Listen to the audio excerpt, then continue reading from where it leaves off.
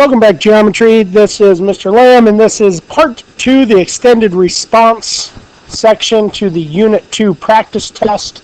I'm going to just jump right into this one, and let's take a look at question number 16. Two angles form a linear pair. Okay, what does that mean?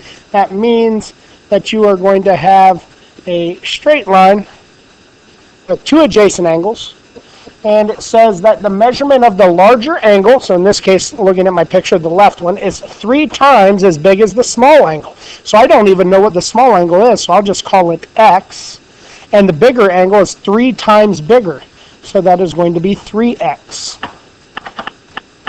So what is the measure of each angle? Well, I know this, a linear pair. I can take my two angles, in this case 3x and x, and add them up to equal 180, because linear pair angles are supplementary.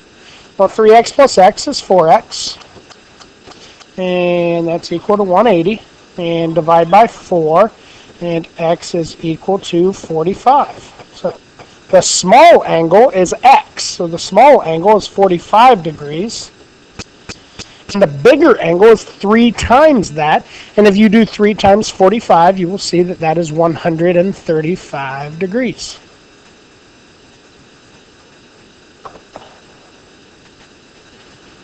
Question number 17 says lines A and B are parallel and lines C and D, and now I just need to classify all of these angles.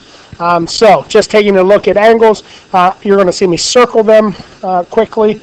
I'll write down the name and then I'll go back and change those circles. So as I look, first two are angles 1 and 2. They are side by side and make up a straight line. Those two are a linear pair. All right, they are a linear pair. For B, 3 and 13, so there's 3 and there's 13. They are on opposite sides of transversal D, so they are alternate. And they are outside of lines A and B, so they are alternate exterior. Alternate exterior. Okay, 2 and 10. They're on the same side of transversal C, but one is inside, the other is outside. So these are the ones that are like the postage stamp. These are called corresponding. They are corresponding angles. All right, 10 and 14 are on opposite sides of transversal B, and they are inside of lines C and D. So they are on opposite sides, so they are alternate. They are in between lines C and D, so they are alternate interior angles. Alternate interior. 2 and 3 is my next one. They are both on the same side of transversal A. They are inside of lines C and D, so these are same side interior. Same side interior. Next pair are 7 and 9. There's 7 and there's 9. I can see that they're on opposite sides of transversal C, so they are alternate. And they are inside of lines A and B, so they are alternate interior angles. The next two are 16 and 12. They're on alternate sides of transversal B, so they are alternate. And they are not inside of line C and D, they're outside, so they are alternate exterior. Alternate exterior. And the last two are 6 and 11. They're on the same side of transversal D, and they are inside of parallel lines A and B, so they are same side interior angles. All right, next question is question number 18. It says solve for x and y. And again, I have one angle that has information about y, and I actually have 3 of them that have some information about x. So what I'm going to want to do then is I'm going to take a look at this angle up here and this angle down here. And it says that I have parallel lines. So those are alternate exterior angles, and alternate exterior angles are congruent. So I can set 9x minus 10 equal to 18 plus 5x. And I can solve. They are congruent because they're alternate exterior angles and the lines are parallel. So subtract 5x on both sides. 4x minus 10 equals 18. Add 10 to both sides. 4x is equal to 28. Divide by 4, and x is equal to 7. That, not too bad. That's actually pretty easy. But to find y, I actually have to access this equation.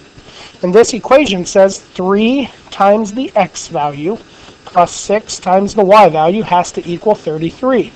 Well, I know x now. X is 7, so I'll do some substitution. Plus 6y equals 33. So 3 times 7 is 21.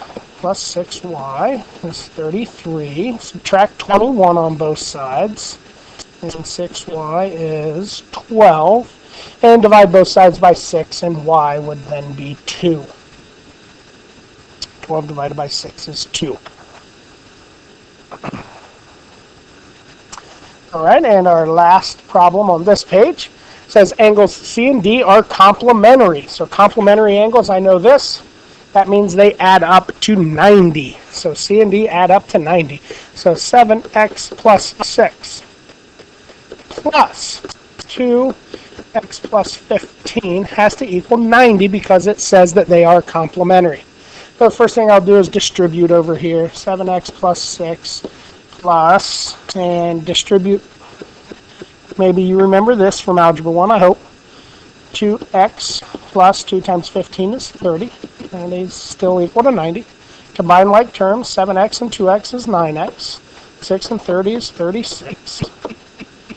Equal to 90. Subtract 36 on both sides. And 9x would equal 54. Divide by 9, and x would equal 6. Now, to find out what c is equal to, it says right here, c is equal to 7x plus 6. So c is equal to 7 times the x value, which is 6, plus 6. And 7 times 6 is 42, plus 6 is 48. So c is equal to 48. And then d, up here it says, d is equal to 2 times the x value, which I now know is 6, plus 15. Well, 6 plus 15 is 21, and 2 times 21 is 42. 48 degrees and 42 degrees, and since they're complementary, a good way to check that is to add 48 and 42 together, and I do get 90, so it makes sense when I say that they're complementary that those two things do actually add up to 90, which they do. And the last page are some proofs. And in the proofs, a couple of things that I want to make sure that we really have a good grasp on is the fact that those first and last lines of a proof, you need to know those. And then I give you a word bank for possible reasons.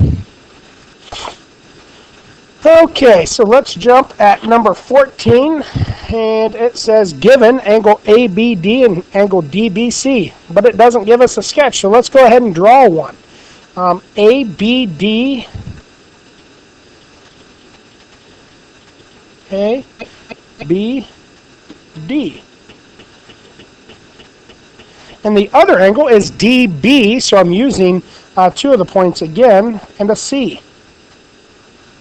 DBC. So you can see that I have a couple of angles that are adjacent to one another. They are a pair of adjacent angles. So the first line of any proof is what they tell us. So they tell us angle ABD and angle DBC, and the reason is given. The last line of a proof, always in the bottom left, is what we're trying to prove. So they tell me what I'm trying to prove is angle ABD plus angle DBC has to equal angle ABC. And if I take two adjacent angles and add them together to equal the bigger combined angle, that is called the angle addition postulate. That is the angle addition postulate. So that is the proof for question number 14. Then question number 15, I give you the sketch, and they want you to fill in the rest here. So what is given? A is parallel to B, and C is parallel to D. That is what is given. That is also the first line of the proof. So I'm going to just clone that, and I'm going to put that down there. That is line 1. What am I out to prove? Well, I'm out to prove that angle 2 is congruent to angle 15. And again, I'm going to clone that because that has to be the very last line of the proof. So the left side, the statements are really easy. And now I just need the reasons. Reason for line 1, A is parallel to B and C is parallel to D is given. That is always going to be our given information. And now that I have some parallel lines, why are angles 2 and 7? Why are they congruent? Well, if I take a look at the sketch, angles 2 and 7 are alternate interior angles. And one of my choices is the alternate, maybe. It is the alternate interior angle theorem. And it's because alternate interior angles are congruent. So now it says 7 and 15. So if I look at my picture again, angle 7 and angle 15, those are corresponding angles, and I know that they are congruent. So this is the corresponding angle theorem.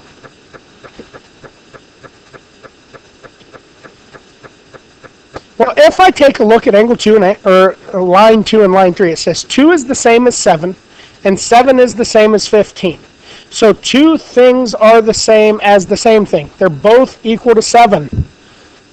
So two things that are equal to the same thing are equal to one another, and that is substitution. That is substitution. And that is it for the final proof, and that is it for the practice test. Best of luck studying, and I'll see everybody Tuesday.